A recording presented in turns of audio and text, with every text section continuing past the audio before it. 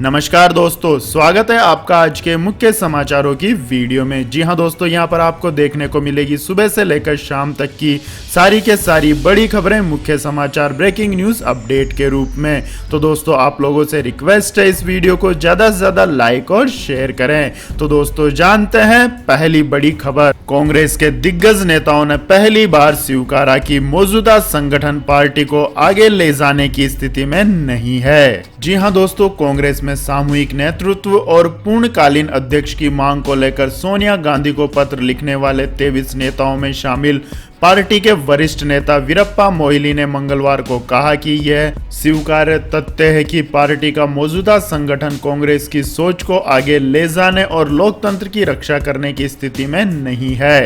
कांग्रेस के वरिष्ठ नेता मोइली ने सोनिया गांधी के नेतृत्व की तारीफ करते हुए यह भी कहा है कि पत्र का मकसद पार्टी को अगले लोकसभा चुनाव और अन्य चुनाव के लिए तैयार करना था और पार्टी के प्रति उनकी वफादारी जीवन भर रहेगी।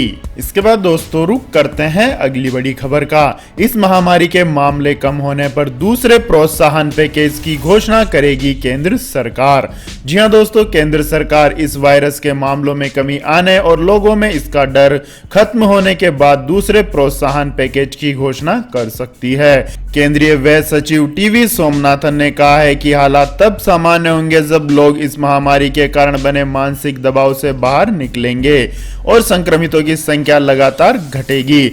उन्होंने कहा है कि सरकार ने डायरेक्ट बेनिफिट ट्रांसफर से लोगों के बैंक अकाउंट में पैसे भेजे हैं। लोगों ने इसमें करीब 40% की रकम खर्च करने के बजाय बचाकर रख ली है। केंद्रीय व्यय सचिव का मानना है कि मनोरंजन, मॉल, रेस्टोरेंट सेक्टर में सरकार की ओर से वित्तीय प्रोत्साहन दिए जाने का अच्छा अवसर होगा। इस क्षेत्र में प्रोत्साहन पैकेज दिए जाने से लोगों को इन सेक्टर्स में फिर काम शुरू करने की हिम्मत मिलेगी। वहीं लोगों के मन में इस महामारी का मनोवैज्ञानिक डर पूरी तरह से खत्म होने के बाद ही देश की अर्थव्यवस्था में सुधार हो पाएगा। जब लोगों के बीच स्वास्थ्य चिंता कम होगी, तब सरकार वित्तीय प्रोत्साहन देकर अर्थव्यवस्था में मदद कर सकती है। इसके बाद दोस्तों, जानते हैं अगली बड़ी खबर। अनुच्छेद 370 हटने के बाद कश्मीर घाटी में तेजी से मजबूत हुई बीजेपी। जी हां दोस्तों, कभी कश्मीर घाटी में बीजेपी की उपस्थिति नहीं के बराबर थी, मगर आज बीजेपी की कश्मीर घाटी में अच्छी पकड़ है। बीजेपी के मुताबिक आज की तारीख में पार्टी में 7 लाख सदस्य हैं। इसमें से 2.5 लाख नए सदस्य कश्मीर से अनुच्छेद 370 हटाने के बाद बने हैं, जबकि 5000 रजिस्टर्ड कार्यकर्ता हैं। साथ ही घाटी में 1200 सरपंच बीजेपी से जुड़ चुके हैं। हालांकि जम्मू कश्मीर में राजनीतिक गतिविधियां 5 अगस्त 2019 को अनुच्छेद 370 के खत्म होने के बाद से थम गई थी, लेकिन अन्य पार्टियों के अलावा बीजेपी इस दौरान तेजी से मजबूत हुई है। इसके बाद दोस्तों, जानते हैं अगली बड़ी खबर। उत्तर प्रदेश में धार्मिक आयोजनों और सार्वजनिक समारोह पर 30 सितंबर तक लगी रोक। जी हां दोस्तों, उत्तर प्रदेश शासन ने एक आदेश जारी कर यह बताया है कि देश भर में 30 सितंबर तक सार्वजनिक समारोह, धार्मिक उत्सव, राजनीतिक आंदोलन और सभाएं आयोजित करने पर पूर्ण रूप से प्रतिबंध रहेगा। सार्वजनिक रूप से मूर्तियां, ताजिया और अलम भी स्थापित नहीं किए जाएंगे। यह आदेश अपर मुख्य सचिव गृह अविनीश कुमार अवस्थी ने जारी किया है। उन्होंने कहा है कि सभी प्रकार के जुलूस और झांकी पर भी प्रतिबंध रहेगा। यह रोक इसलिए लगाई गई है क्योंकि ऐसी आशंका है कि असामाजिक तत्वों द्वारा कानून व्यवस्था, सांप्रदायिक सौहार्द को भंग करने का प्रयास किया जा सकता है। हालांकि घरों में मूर्तियां, ताजिया और अलम स्थापना पर किसी प्रकार की रोक नहीं है। इसके बाद दोस्तों, जानते हैं अगली बड़ी खबर। भारत ने दिया व्यापारिक झटका, अब इस देश में ऑफिस खोलकर बिजनेस चलाएगा चीन। जी हां दोस्तों, पिछले कुछ दिनों से भारत और चीन के बीच रिश्ते कुछ ठीक नहीं चल रहे हैं। पहले भारत ने 59 चीनी ऐप्स को बैन करवा दिया और बाद में 47 अन्य को भी प्रतिबंधित कर दिया। ऐसे में चीन को कारोबार में काफी असर पड़ा है। कारोबार ठप होने के बाद अब चीन की मदद करने उसका दोस्त पाकिस्तान आगे आया है, जो खुद आर्थिक रूप से ऋण के बोझ तले दबा हुआ है। स्थानीय और छोटे कारोबारियों को बड़ा झटका देते हुए पाकिस्तान की इमरान खान सरकार ने चीन की कंपनियों को क्षेत्रीय कार्यालय खोलने की इजाजत देने का फैसला किया है। इसके बाद दोस्तों, जानते हैं अगली बड़ी खबर। सरकार ने टोल टैक्स को लेकर बनाया नया नियम। जी हां दोस्तों, हाईवे पर चलने वालों के लिए इस खबर के बारे में जानना जरूरी है, क्योंकि केंद्र सरकार सरकार ने डिजिटल भुगतान को बढ़ावा देने के लिए टोल टैक्स को लेकर एक नियम में बदलाव किया है। अब हाईवे पर हर गाड़ी की आवाजाही पर फास्टैग जरूरी बनाने का नया तरीका निकाला है। सरकार ने अब नियम बनाया है कि अब सिर्फ उसी को 24 घंटे में लौटने पर टोल टैक्स में छूट मिलेगी जिसकी गाड़ी पर वैध फास्टैग होगा। यानी अब अगर आप कैश भुगतान करके टोल टैक्स देते हैं तो आपको 24 घंटे में वापस लौटने पर टोल टैक्स में मिलने वाली छूट नहीं मिलेगी। इसके बाद दोस्तों जानते हैं अगली बड़ी खबर। लेकिन दोस्तों अगली खबर जानने से पहले आप लोगों से गुजारिश है कि अगर आपको हमारा यह वीडियो पसंद आया हो तो इस वीडियो को लाइक करें, कमेंट करें और हमारे चैनल को सब्सक्राइब करें। तो दोस्तों जानते हैं अगली बड़ी खबर। अडानी ग्रुप के हाथों में मुंबई एयरपोर्ट की कमान, खरीद सकता है 50% से अधिक हिस्सेदारी। जी हां दोस्तों, Adani group Mumbai international airport limited में जीवीके ग्रुप की मुंबई हिस्सेदारी खरीदेगा। हिस्सेदारी खरीदने को लेकर बातचीत चल रही है। अरबपति गौतम अडानी की कंपनी MIAL में जीवीके की 50.5% और एयरपोर्ट कंपनी साउथ अफ्रीका और बिडवेस्ट ग्रुप जैसे अन्य अल्पांश शेयरधारकों की 23.5% हिस्सेदारी खरीद सकती है। मिली जानकारी के अनुसार दोनों व्यापारिक समूहों के बीच प्रारंभिक बातचीत शुरू हो गई है और सौदे के बारे में प्रारंभिक घोषणा आने वाले हफ्तों में होने की उम्मीद है। अडानी ग्रुप ने मार्च 2019 में दक्षिण अफ्रीकी कंपनी बिडवेस्ट की 13.5% हिस्सेदारी 1248 करोड़ रुपए में खरीदने पर सहमति जताई थी। इसके बाद चलते हैं अगली बड़ी खबर की ओर। फेस्टिव सीजन में सस्ते हो सकते हैं टू व्हीलर, वित्त मंत्री ने दिए संकेत। जी हां दोस्तों, फेस्टिव सीजन में टू व्हीलर सस्ते हो सकते हैं। वित्त मंत्री निर्मला सीतारमण ने कहा है कि जीएसटी काउंसिल दोपहिया वाहनों पर टैक्स कम करने के उद्योगों के प्रस्ताव को आगे बढ़ाएगी क्योंकि यह न तो लग्जरी है और न ही डिमेरिट गुड्स हैं। वर्तमान में दोपहिया वाहनों पर 28% जीएसटी लगाया जाता है। 19 सितंबर को होने वाली काउंसिल की बैठक से पहले यह बयान आया है। त्योहारी सीजन से पहले दोपहिया वाहनों में टैक्स कटौती से मांग बढ़ सकती है। इसके बाद दोस्तों जानते हैं अगली बड़ी खबर। चीन और पाकिस्तान की खतरनाक तैयारी, दोनों देश मिलकर जैविक हथियार का कर रहे हैं परीक्षण। जी हां दोस्तों, चीन और पाकिस्तान की एक खतरनाक तैयारी का पता चला है। वे जैविक हथियार बनाने के लिए वर्ष 2015 से ही खतरनाक रोगाणुओं पर परीक्षण कर रहे हैं। इस घातक मंसूबे को चीन पाकिस्तान आर्थिक गलियारे की आड़ में अंजाम दिया जा रहा है। इस वायरस की उत्पत्ति को लेकर विवादों में घिरे चीन के वुहान इंस्टीट्यूट ऑफ वायरोलॉजी को इस काम का जिम्मा सौंपा गया है। वुहान इंस्टीट्यूट के वैज्ञानिकों की टीम पाकिस्तान के साथ मिलकर घातक रोगाणुओं पर प्रयोग कर रही है। यह परीक्षण पाकिस्तान में पिछले करीब 5 साल से चल रहे हैं। पिछले माह यह उजागर हुआ था कि चीन और पाकिस्तान ने जैविक हथियारों की क्षमता बढ़ाने के लिए 3 साल के लिए एक गोपनीय करार किया है। इसके बाद दोस्तों जानते हैं अगली बड़ी खबर। अमेरिका के विस्कॉन्सिन में तेज हुआ नस्ल भेद विरोधी प्रदर्शन, प्रदर्शनकारियों ने सिटी सेंटर में लगाई आग। जी हां दोस्तों, सोमवार को पुलिस द्वारा एक अश्वेत जॉर्ज ब्लेक को गोली मारे जाने के बाद विस्कॉन्सिन के केनोसा शहर में हिंसा भड़क उठी है। कर्फ्यू तोड़कर सड़क पर उतरे प्रदर्शनकारियों ने जहां सिटी सेंटर को आग के हवाले कर दिया है, वहीं कई व्यापारिक प्रतिष्ठानों में भी आग लगा दी है। सोशल मीडिया पर जारी तस्वीरों में पुलिस और प्रदर्शनकारियों के बीच हुई मुठभेड़ के बाद सेंट्रल केनोसा के ऊपर से धुआं उठता दिखाई दे रहा है।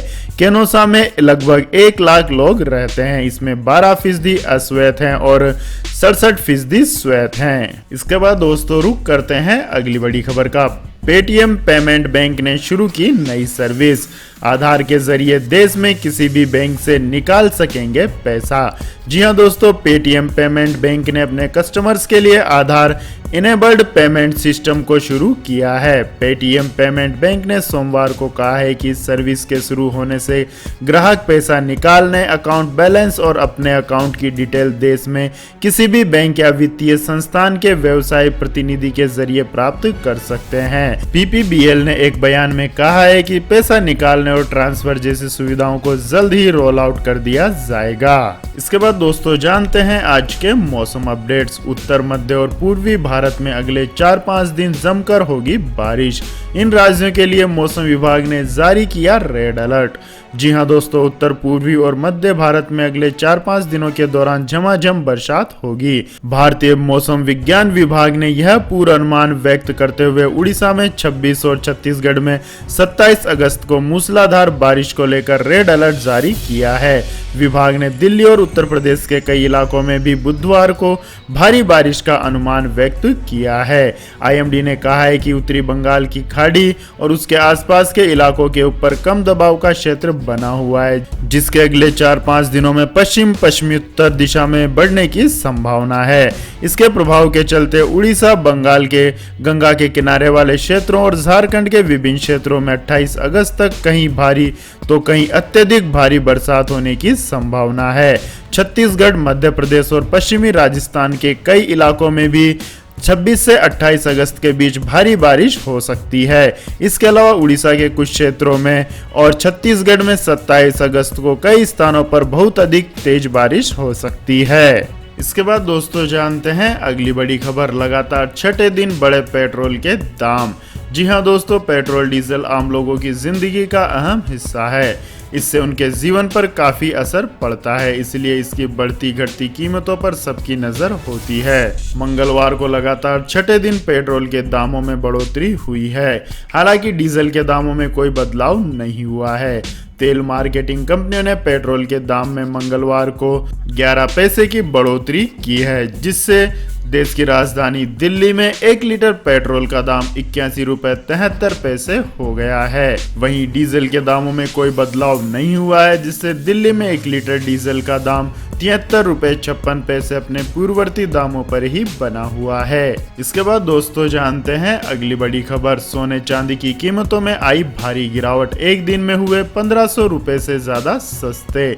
जी हां दोस्तों, अंतर्राष्ट्रीय स्तर पर कीमतें गिरने से घरेलू बाजार में फिर से एक बार सोने की कीमतों में भारी गिरावट आई है। मंगलवार को दिल्ली सराफा बाजार में गोल्ड की कीमतें 500 रुपए प्रति 10 ग्राम से ज्यादा गिर गई हैं। वहीं इस दौरान चांदी की कीमतों में 1606 रुपए प्रति किलोग्राम की भारी गिरावट आई है। आपकी जानकारी के लिए बता दें दोस्तों, दिल्ली सराफा बाजार में 10 ग्राम सोने का भाव 52,350 रुपए हो गया है, जबकि 1 किलोग्राम चांदी का भाव 1606 रुपए घटकर 66,736 रुपए प्रति किलोग्राम हो गया है। इसके बाद दोस्तों जानते हैं अगली बड़ी खबर। वैष्णो देवी जाने वालों के लिए खुशखबरी। इस दिन से फिर शुरू होगा ऑनलाइन रजिस्ट्रेशन। जी हां दोस्तों, वैष्णो देवी के भक्तों के लिए अच्छी खबर है। ऑनलाइन वैष्णो देवी यात्रा पंजीकरण और हेलीकॉप्टर सेवा बुकिंग 26 अगस्त से 5 सितंबर के लिए खुलेगी। यह जानकारी माता वैष्णो देवी श्राइन बोर्ड के सीईओ रमेश कुमार जांगीर ने दी है। उन्होंने बताया कि यात्रा और हेलीकॉप्टर सेवा के इच्छुक यात्री इस अवधि के लिए ऑनलाइन पंजीकरण और बुकिंग 26 अगस्त से करवा सकते हैं। आपकी जानकारी के लिए बता दें दोस्तों, कटरा स्थित माता वैष्णो देवी मंदिर 16 अगस्त से दर्शन के लिए खोला गया था। पहले सप्ताह केवल 2000 तीर्थ यात्रियों को ही अनुमति मिली थी। इन यात्रियों में से 1900 जम्मू कश्मीर और 100 देश के बाकी हिस्सों के थे। अब 26 अगस्त से 5 सितंबर की अवधि के लिए ऑनलाइन पंजीकरण और हेलीकॉप्टर सेवा की बुकिंग शुरू की जा रही है। इसके बाद दोस्तों जानते हैं अगली बड़ी खबर। ड्राइविंग लाइसेंस, आरसी समेत कई दस्तावेजों को रिन्यू कराने की अवधि बढ़ी। जी हां दोस्तों, अगर आपके ड्राइविंग लाइसेंस या गाड़ी की आरसी के एक्सपायर होने की तारीख नज़दीक आ रही है या एक्सपायर हो चुकी है, लेकिन लॉकडाउन की वजह से आप उसे रिन्यू नहीं करवा पा रहे हैं, तो घबराने की बात नहीं है। आपके पास 31 दिसंबर 2020 तक मौका है कि उसे रिन्यू करा सकें। केंद्र सरकार ने मोटर वाहन दस्तावेजों की वैधता तिथि को आगे बढ़ाने का ऐलान किया है। अगर गाड़ियों के फिटनेस, परमिट, रजिस्ट्रेशन संबंधित दस्तावेजों की वैधता समाप्त हो रही हो या खत्म हो गई हो, तो इन्हें 31 दिसंबर तक रिन्यू करवा सकते हैं। दरअसल देश के कई हिस्सों में अभी भी लॉकडाउन और धारा 144 लागू है। ऐसे में दस्तावेजों को रिन्यू कराने का काम मुश्किल से ही हो पा रहा है। लोग अपने दस्तावेज रिन्यू कराने के लिए दफ्तरों तक नहीं जा पा रहे हैं। इसी को ध्यान में रखते हुए सरकार ने तारीख आगे बढ़ाने का फैसला किया है। इसके बाद दोस्तों जानते हैं अगली बड़ी खबर। सैमसंग ने ने लॉन्च किया पावरफुल फोन गैलेक्सी नोट 20 और गैलेक्सी नोट 20 अल्ट्रा 5G। जी हाँ दोस्तों, सैमसंग ने मंगलवार को अपना powerful flagship phone Galaxy note 20 और नोट 20 अल्ट्रा 5G लॉन्च किया है। हालांकि इस फोन की ग्लोबल लॉन्चिंग पहले ही हो गई थी, लेकिन अब इन दोनों फोनों को भारतीय बाजार में भी उतार दिया गया है। यूजर्स गैलेक्सी नोट 20 को 77,999 रुपए, जबकि गैलेक्सी नोट 20 अल्ट्रा को 1,04,999 रुपए में खरीद सकेंगे। यह फोन पावरफुल फीचर से लेस हैं। तो यह थी दोस्तों आज की सभी महत्वपूर्ण बड़ी खबरें। तो दोस्तों, आपको हमारा ये वीडियो कैसा लगा कमेंट करके जरूर बताएं, और हमारे इस वीडियो को अधिक से अधिक लाइक और शेयर करें। साथ ही हमारे चैनल को सब्सक्राइब करके बेल आइकन का बटन भी दबा लें। धन्यवाद। जय हिंद, जय भारत, वंदे मातरम।